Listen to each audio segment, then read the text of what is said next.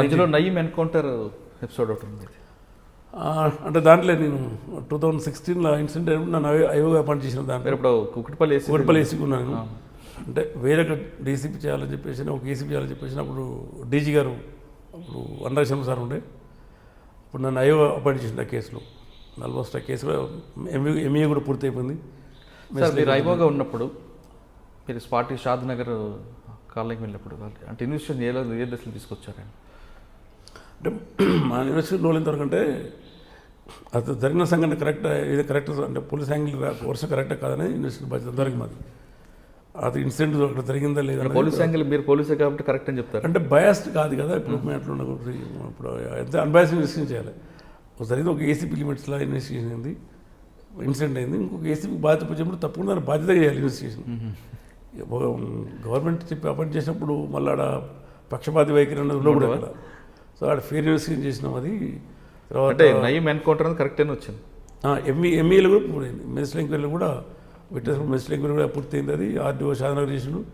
అక్కడ కూడా వాళ్ళ ఎంక్వైరీలో పోలీస్ ఎంక్వైరీ కూడా కరెక్ట్ అని చెప్తాను. అంటే ఆయన రావడం ఆపమంటే ఆపపోయడం పోలీస్ దాంట్లో వాళ్ళు ఇద్దరు యాక్సిడెంటల్గా అక్కడ మనకు ఎక్కడ నిజామాబాద్లో కేసు హిస్టర్ అయింది, డిస్పల్లి కేసు హిస్టర్ అయింది.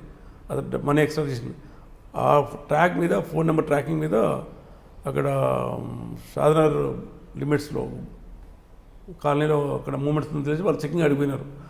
ఆ టైంలో వీళ్ళు రావటం, అదే టైంలో అతను వెహికల్ ఎన్డీఆర్ కార్ వెహికల్ ఏదో ఉండే, అతను వీళ్ళు ఆపని చెప్పడం, అతను ఆపకూడవడం.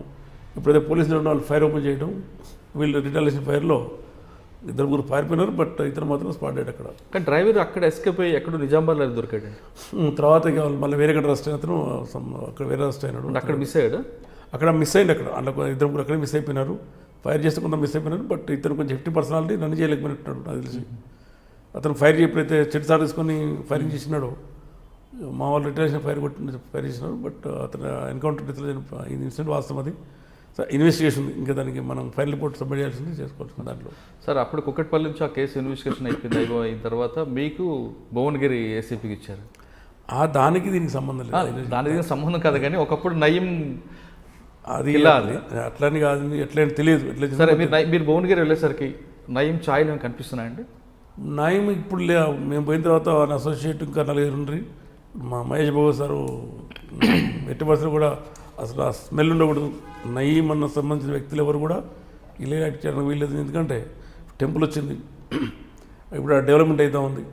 మళ్ళీ అగైన్ 9 monthsలో అది బేస్ చేస్తే అక్కడ ఒక డెవలప్మెంట్ ఆగిపోద్ది. కాబట్టి ఎవరు కూడా అటు ఇల్లీగల్ యాక్టివిటీ చేయొద్దని చెప్పేసి ఎవరు చేసినా కూడా వాళ్ళని అరెస్ట్ చేయమన్నారు. అట్లా మేము 3 వాళ్ళ ఫ్యామిలీ మెంబర్స్ ఉండే, అసోసియేట్ ఉండే, వాళ్ళందరూ అరెస్ట్ చేయడం జరిగింది.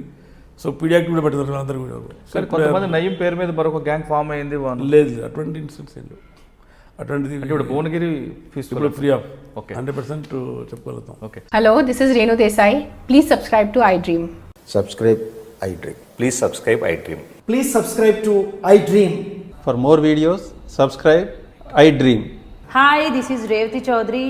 For more videos, please subscribe iDream. For more videos, please subscribe iDream.